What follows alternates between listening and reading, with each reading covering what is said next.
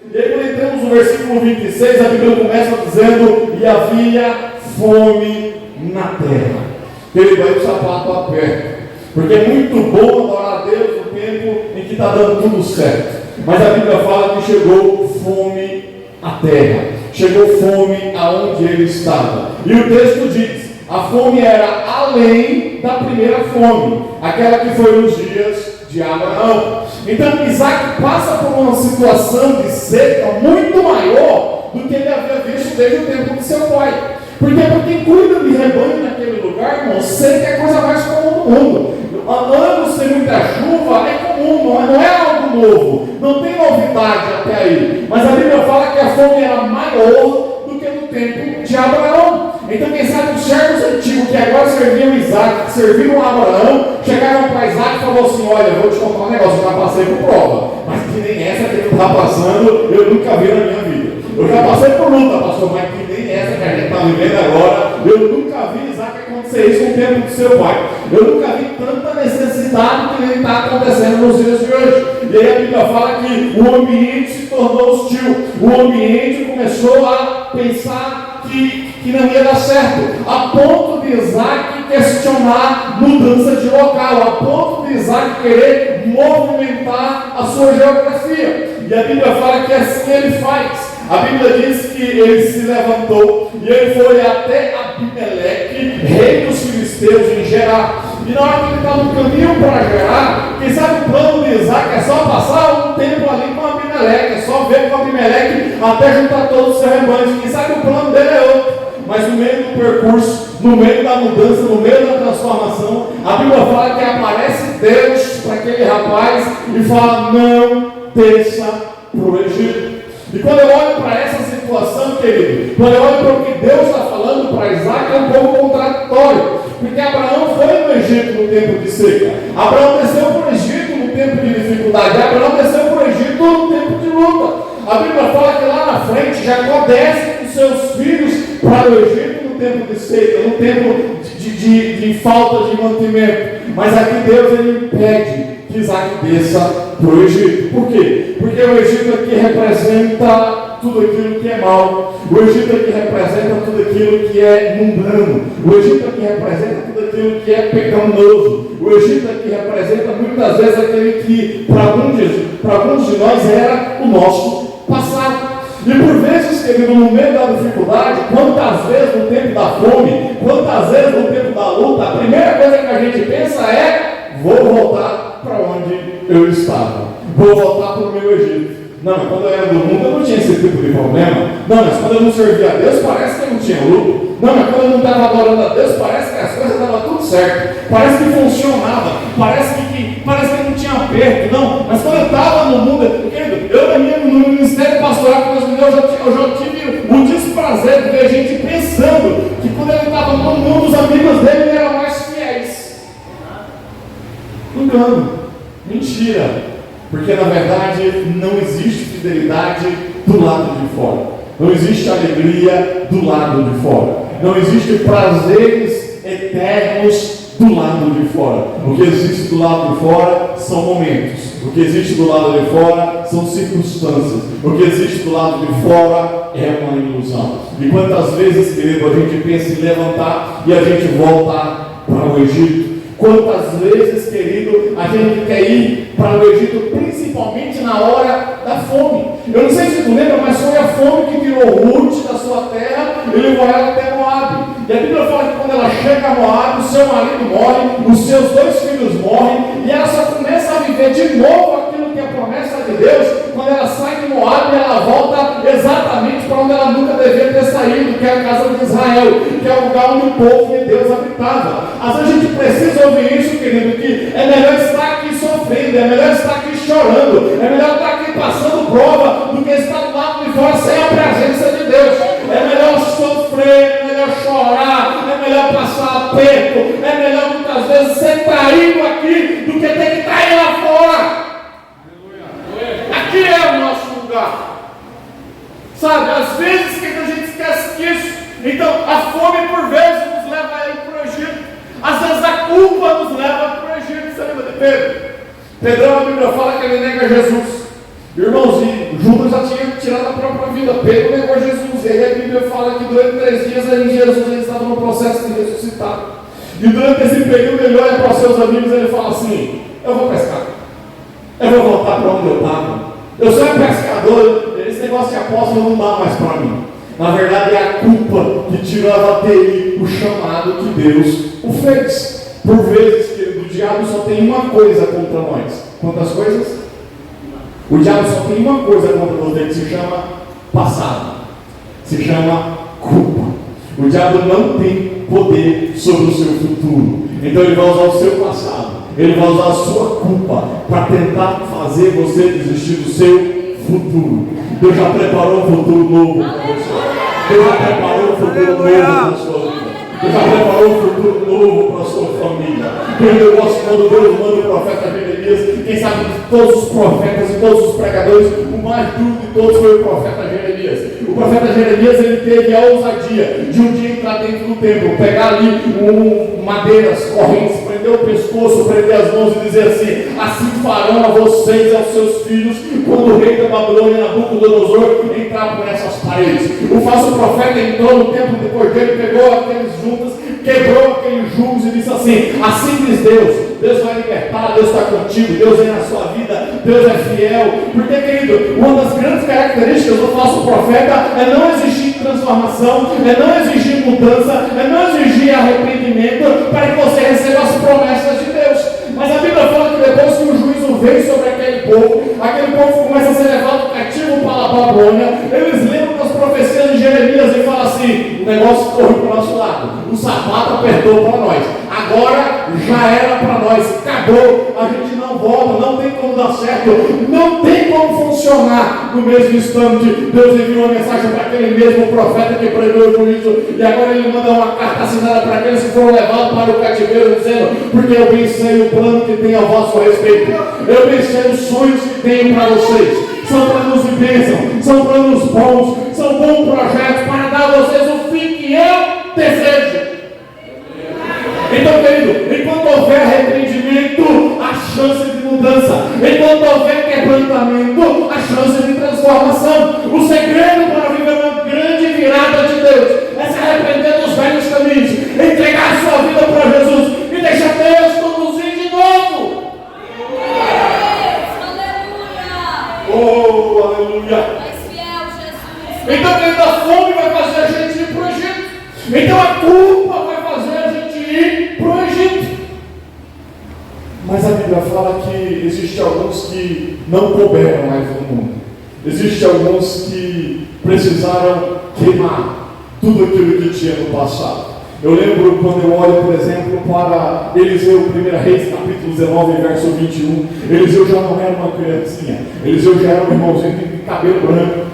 Se tinha cabelo, Eliseu já era um irmãozinho que avançava em idade, um irmãozinho de muita idade. E a Bíblia fala que um dia volta o profeta Elias, porque Deus mandou ele voltar pelo mesmo caminho que ele foi na frustração. E a Bíblia fala que ele vai ungir alguém no lugar dele. Na hora que ele passa por esse Senhor que já não é uma criança, por esse Senhor que quem sabe já está com o resto dos dias contados, por esse Senhor que quem sabe já planejou o resto da sua vida. A Bíblia fala que Elias tira a capa, joga a capa para Eliseu, dizendo assim: estou mudando o caminho, estou dando um novo fim, estou dando uma nova oportunidade para responder aquele chamado. A Bíblia fala que Eliseu volta, pega os seus bois, pega o seu ganha-pão, pega tudo aquilo que prendia ele no passado, mata os bois, coloca fogo em tudo. E a Bíblia fala que ele faz um grande batente dizendo assim: tchau passado, tchau vida antiga, tchau velho homem, adeus Egito, para cá eu não volto mais, para cá eu não desço mais. Deus abriu uma nova porta para a minha vida,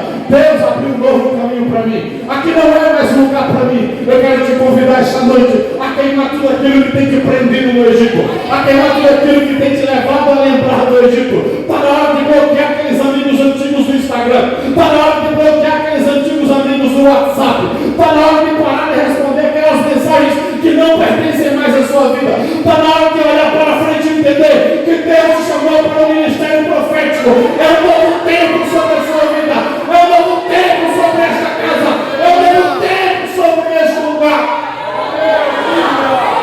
Você quer isso? Você quer isso? Queime os bois, aí no passado. Desliga totalmente. Eu tenho quase 2 décadas de evangelho. Eu confesso, às vezes eu olho para trás e eu não sei o que aconteceu. No meu tempo não tinha WhatsApp ainda. Glória a Deus. Mas eles simplesmente sumiram quando eu aceitei Jesus. Eles nem me chamavam mais para lugar nenhum.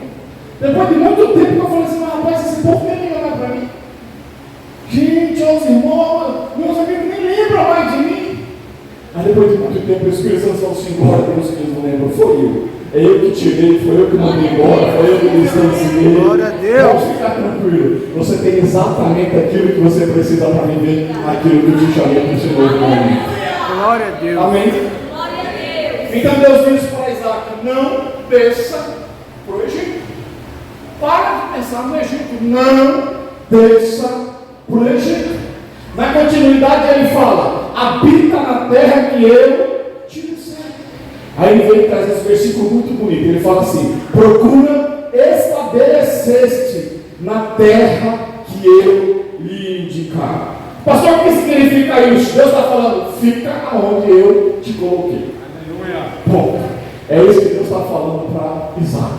Deus falou para Isaac, para que esse negócio de ir para o Egito. Você vai ficar exatamente onde eu te coloquei. Ah, Deus, mas eu não gosto da cor da parede. Tu vai ficar onde eu te coloquei. Ah, Deus, mas eu não gosto do irmão lá que é da glória a Deus muito alto. Tu vai ficar onde eu te coloquei. Pastor, mas eu não gosto daquele pastor que ele grita muito. Tu vai ficar onde eu te coloquei.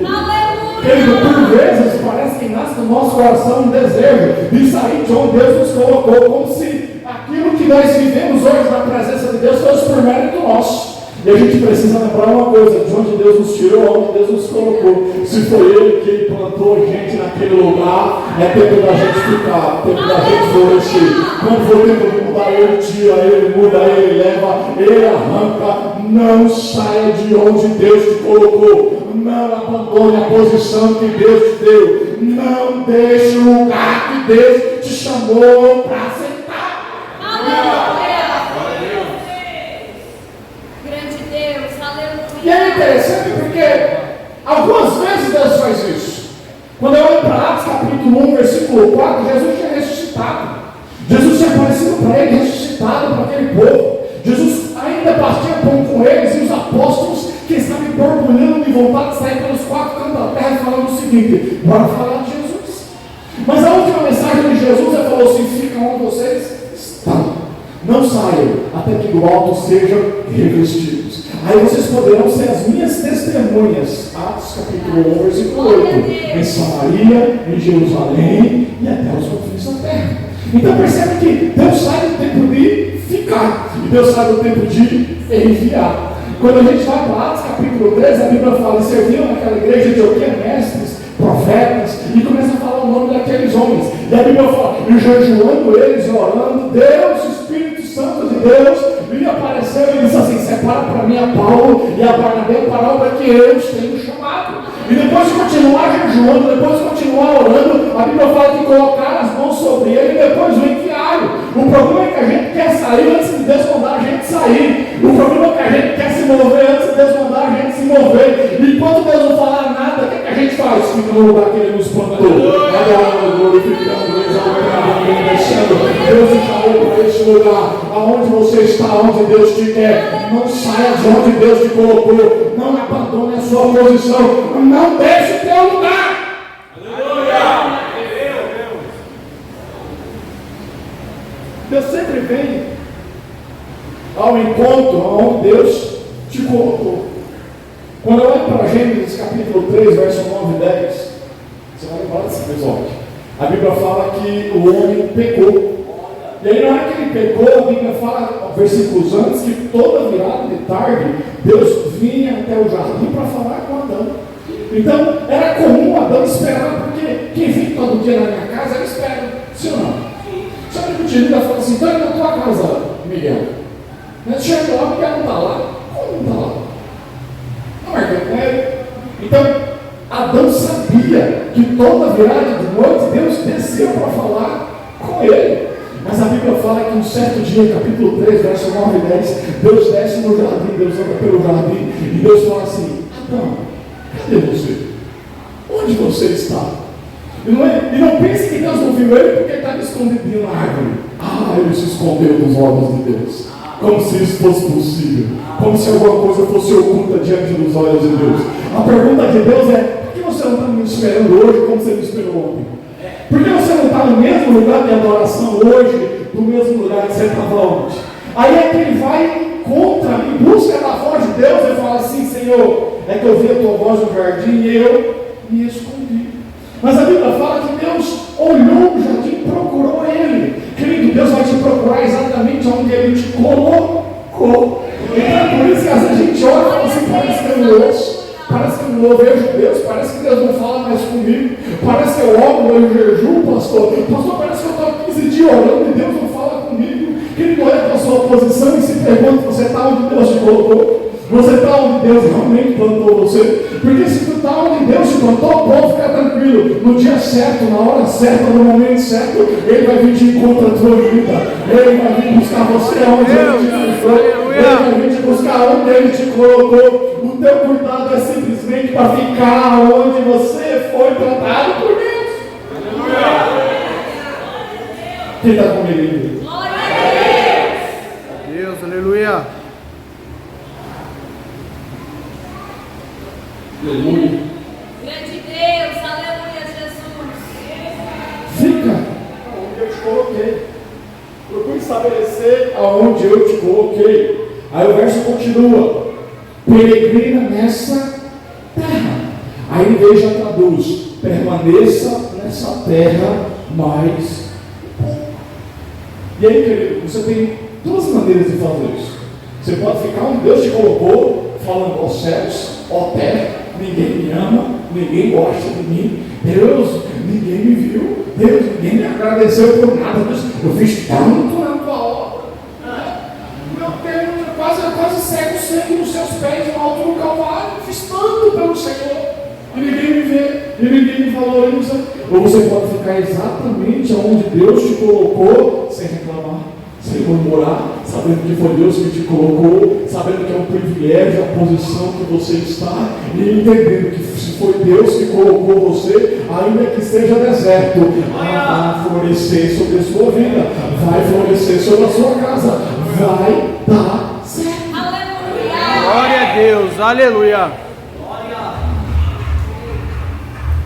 Quando entrou a pandemia, eu vi uma coisa que eu nunca na minha vida pensei que ia vir. Muito obrigado, querido. Glória a Deus, aleluia, Jesus. Na hora que eu vi o noticiário e que saiu o decreto do governo falando assim: todas as igrejas irão permanecer fechadas, acabou tudo. Irmãos, eu vou te contar um negócio. Aquilo parece que mexeu comigo do jeito, pastor. E aí eu lembro que nessa época eu era o pastor seu ainda, era seu auxiliar. E aí eu lembro que eu entrava no templo, entrava na igreja, olhava para a cama, via os bancos vazios, aquilo mexia comigo de uma maneira, amiga, parecia que arrancava, parecia que eu estava em luto. E aí um dia orando, um dia buscando Deus, um dia chorando nos pés de Jesus, e Deus, mas por que um negócio desse? Senhor, a culpa é do Senhor, por que a gente não pode mais adorar? Aí um dia eu achei um versículo que várias vezes a gente passa por ele, mas a gente só lembra dele quando Deus leva a gente até ele, que é João capítulo 17, verso 15. E a Bíblia fala que nesse momento Jesus está orando pelos discípulos do presente, Jesus está orando pelos discípulos do futuro. E aí no futuro ele fala assim: não os peço que os tire do mundo, mas que os livre do mal. Aí eu peguei aquilo dali, aquilo cravou no meu coração. Aí eu falei assim: mas Jesus, olha como é que está o mundo. Aí o Espírito, mas não é para você sair dele. Não é para você sair, não, você não entendeu, não é para você sair. Eu vou te livrar do mal, mas você vai viver todas as aflições que estão no mundo para falar do meu nome. Então eu entendi, querido, que por mais doloroso que seja o lugar que Deus me colocou, ali é o lugar mais seguro da terra. Não, você não entendeu. Eu vou explicar para você de novo. Às vezes pode estar doendo, mas o lugar de segurança é mesmo no meio dessa dor. Eu estou sofrendo, pode ficar tranquilo. Esse sofrimento vai produzir coisa boa na sua vida. Parece que me abandonaram, pode ficar cegado. Se quando Deus te colocou, Ele não te esquece. Na hora certa, Ele vem de encontro a você.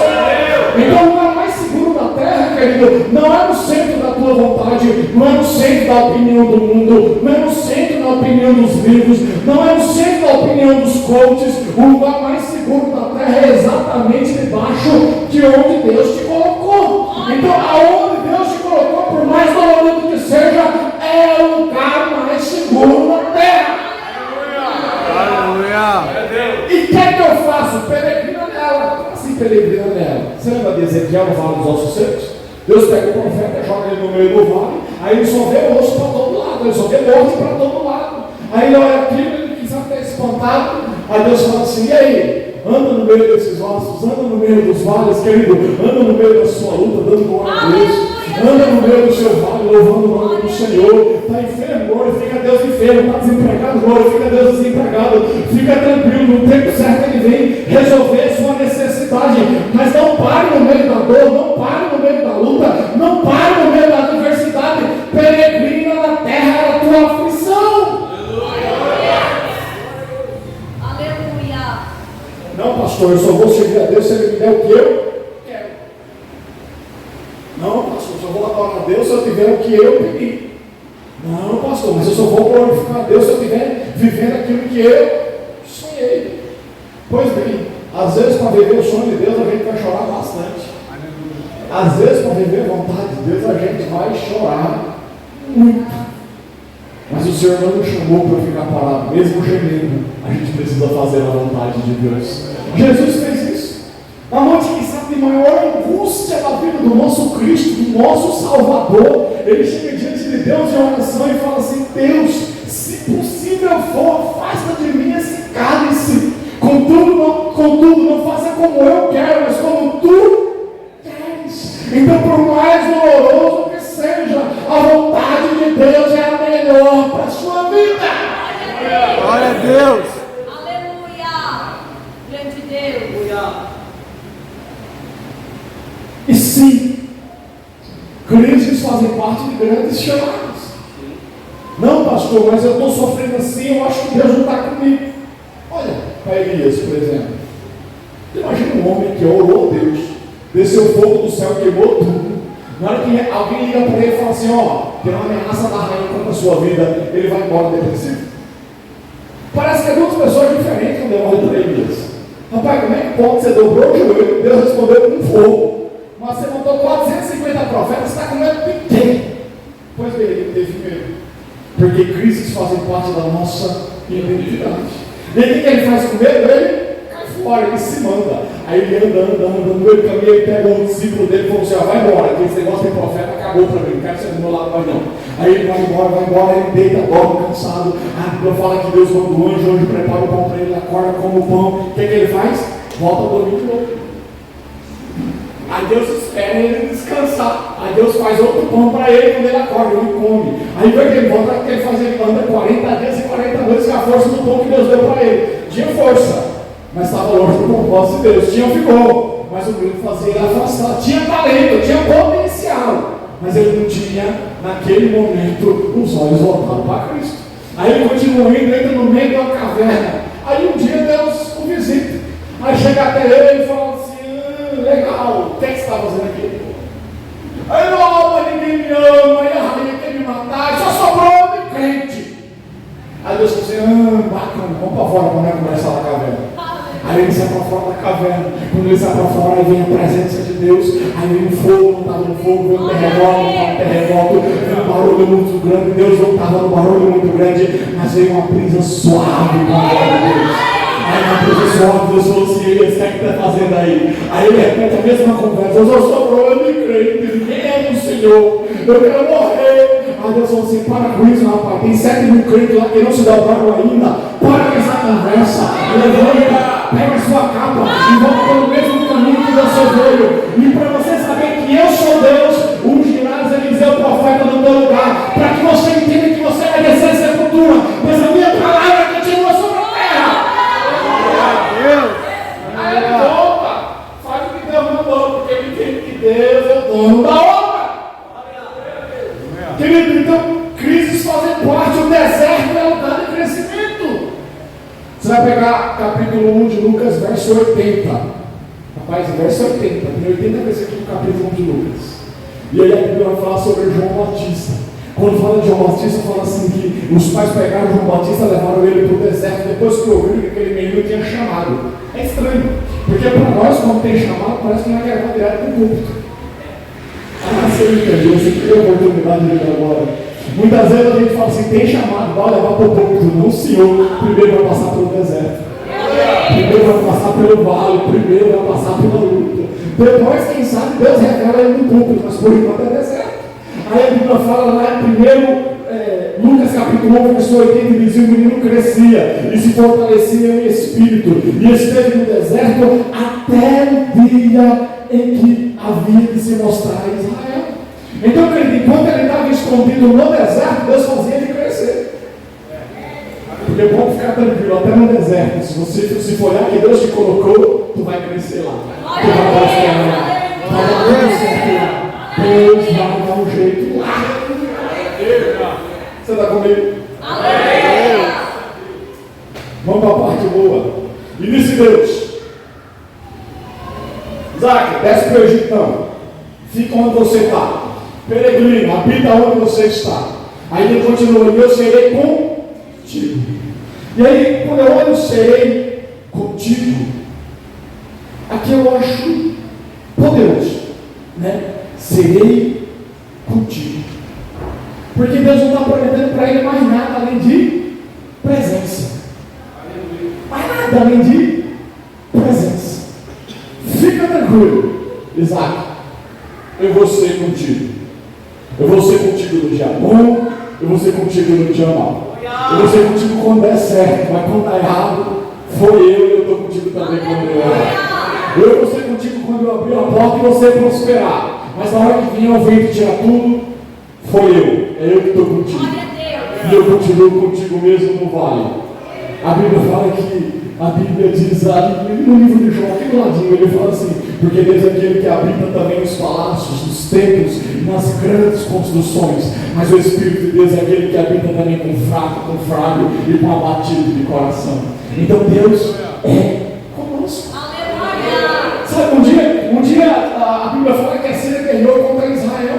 E na hora que guerreou, a Bíblia fala que Israel veio por cima, uma região montanhosa, e a Síria foi por baixo. Aí Deus deu vitória para Israel, irmãos. Israel, ó, chinelo na Síria. Aí eles voltaram para a Síria todo tristão porque perdeu. Aí falou assim: é porque o Deus dele é um Deus no lugar alto. Bora fazer diferente, bora pegar eles no lugar alto, e quando eles estiverem no lugar baixo, acabou o socorro deles. Aí a Bíblia fala que Deus ouviu lá em Israel que foi falado na Síria. Glória a Deus, aleluia. Tem conversa que Deus ouviu que você não ouviu, é por isso que Ele está te guardando onde Ele te colocou. Tem conversa que Deus ouviu a teu respeito que foi Ele que ouviu, e é por isso que Ele está te guardando mesmo no deserto. Aí a Bíblia diz que Deus ouviu.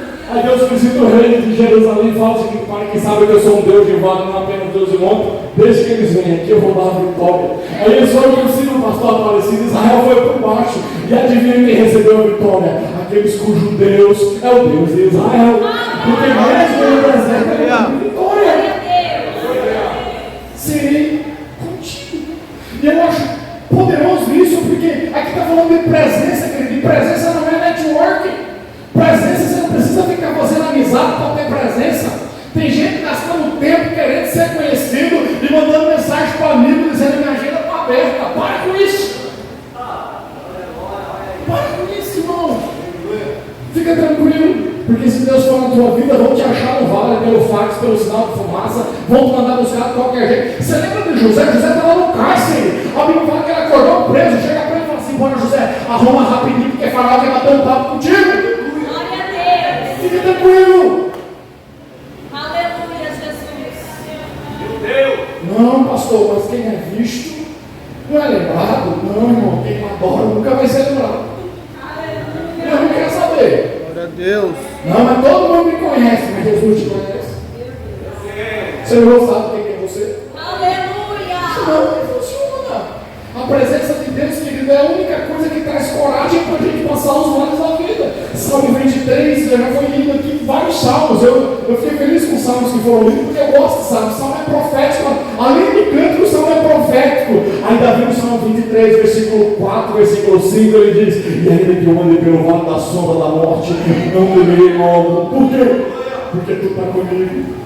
Porque a tua mão e o teu cajado me consolam. E eu sei que o Senhor vai preparar uma mesa perante na presença dos meus inimigos, guardada para mim.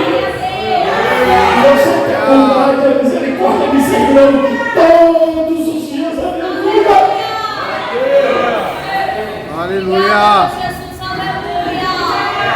Presença. Presença é melhor do que presente. Presença é melhor do que network. Presença é melhor do que amigos. Presença. Presença. Glória a Deus, aleluia. Serei contigo. Serei contigo. Mais fiel, Jesus. Aquele cujo homem cujo a presença de Deus é com ele, ele está tranquilo. Ele vai fazer diferença onde ele chegar. Às vezes ele começa a cantar até desafinado, mas Deus visita com glória a igreja quer nem saber quem desafinou. Glória a Deus. Às vezes ele prega até meio desajeitado, mas a glória de Deus desce, a igreja quer nem saber como é que ele começou. Por causa da presença. Aleluia. Presença. Presença não se compra. Presença não se barganha. Não dá para fingir que tem presença de Deus. Ah, mas eu grito mais alto do que todo mundo. Mas a presença de Deus, irmão. Quem está comigo aí? Glória a Deus. Aí ele continua: serei contigo. Depois, eu te abençoarei. Eu amo essa palavra, abençoarei. O original hebraico é barak. Que palavra bonita. Por quê? Porque ela tem 1 milhão de significado. Barak, na essência, significa dar condição para que aquilo frutifique. Por exemplo, quando Deus criou Adão e Eva, Deus criou tudo, Deus organizou tudo no jardim, a Bíblia fala assim: e Deus os abençoou, Barak, e disse: ide, frutificai e povoai toda a terra. Então, querido, qual é o grande segredo da bênção? A bênção é o que traz resultado por todo o trabalho que a gente executa. Porque sem a bênção de Deus, a gente vai suar sangue e a gente não tem resultado. Mas com a presença de Deus, querido, a conversa é diferente. A gente começa às vezes chorar na presença de Deus e ele já começa a resolver os problemas. Ele já começa a trazer respostas, ele já começa a fazer. Então, querido, fazer sem a bênção é prejuízo. Agora, quando a bênção de Deus é sobre a nossa vida, o negócio muda. Então, Barak pode significar exatamente isso. Barak pode significar completar, abundar, dar condições para que cresça. Por exemplo, a chuva. A chuva é Deus abençoando a terra. Então, quem produz a planta, as ervas, é a terra. Mas se não chover, dá para produzir alguma coisa? Então, o que faz a terra produzir é a bênção da chuva. E na nossa vida, do mesmo jeito. Sabe como é que a gente vai começar a prosperar? Quando a bênção de Deus estiver sobre nós. Glória a Deus. Se a bênção de Deus estiver sobre nós, pode ficar tranquilo. O negócio que você vai abrir vai dar certo, vai prosperar. Aleluia. Se a bênção de Deus estiver sobre a sua vida, pode ficar sossegado. Você vai crescer onde você está trabalhando, você vai prosperar onde você está trabalhando. Se a bênção de Deus é sobre a sua vida, pode ficar tranquilo. O seu ministério será próspero. Glória a Deus. Mas se não tiver a bênção de Deus, não esqueça. Nem põe a mão, nem mexe com isso. Porque vai dar ruim, vai dar problema, vai dar prejuízo. Bênção de Deus. A bênção significa prosperidade. A bênção significa o quê?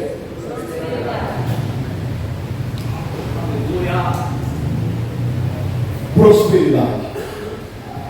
Você sabe, prosperidade é uma das palavras mais mal interpretadas no contexto bíblico. Porque prosperidade para alguns é ter para comprar o que quer.